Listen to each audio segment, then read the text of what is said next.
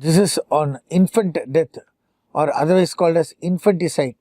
Infanticide takes place almost every day, both in the rural as well as the urban areas. So that is why Tamil Nadu government also started a scheme called as the cradle child, where they can keep the child, an unwanted child, wherein the government will take care of the child. So much so it was this infanticide became rampant, and especially in certain pockets of Salem district. So now the infanticide will go into the depth. It is an unlawful destruction of a child under the age of 1 year by anyone. So unlawful killing of the child below 1 year is called as infanticide. In India, there is no distinction between the murder of a newborn infant and that of any other individual. Whereas in other places, less than a year, when the mother tries to, with a suspicion of killing the child, she can be even considered under puerperal sepsis, or because of the endocrinal changes, or because of the altered cerebral function. But here, whatever may be, there is no difference between killing an adult as well as a child. It comes under infanticide. Stillborn. So we will have to differentiate whether it is stillborn or a live-born or even a dead-born to prove that it is infanticide, because the parents will always say that it was stillborn and hence we did not kill the child. So a stillborn is one born after 28 weeks of pregnancy.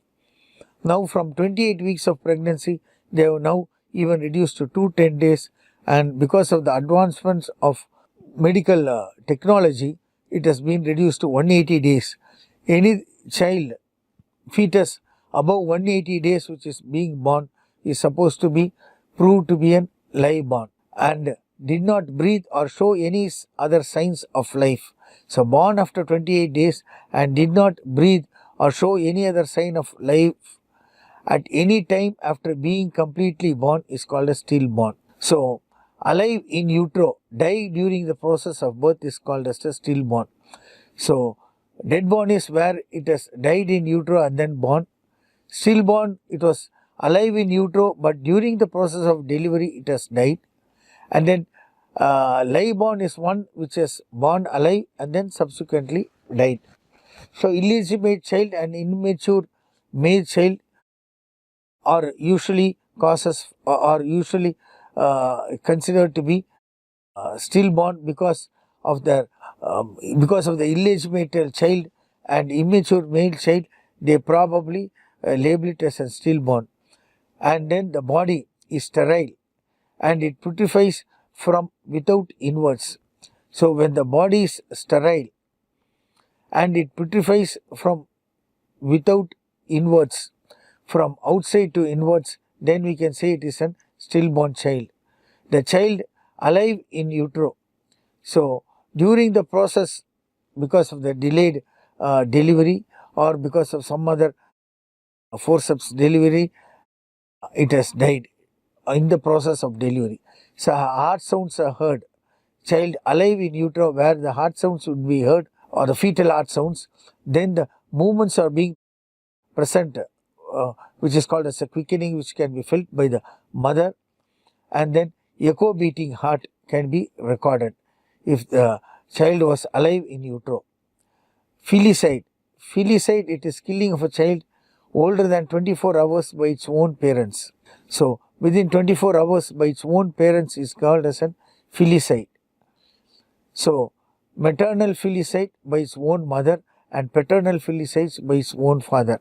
So there are various reasons for them to do a filicide. And feticide is killing of the fetus and any time prior to birth.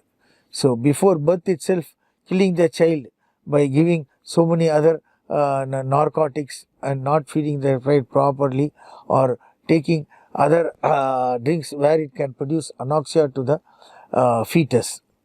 Neonaticide, killing of an infant within 24 hours of birth. In psychiatry and forensic medicine, this is of importance. Neonaticide, killing of an infant within 24 hours of birth. As I told you, In some countries, it is not taken as an murder itself, but here it is taken within 24 hours of birth.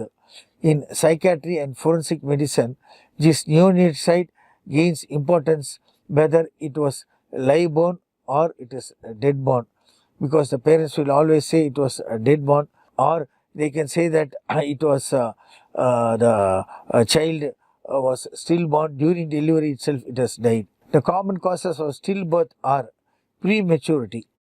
Premature can be one of the causes for stillbirth.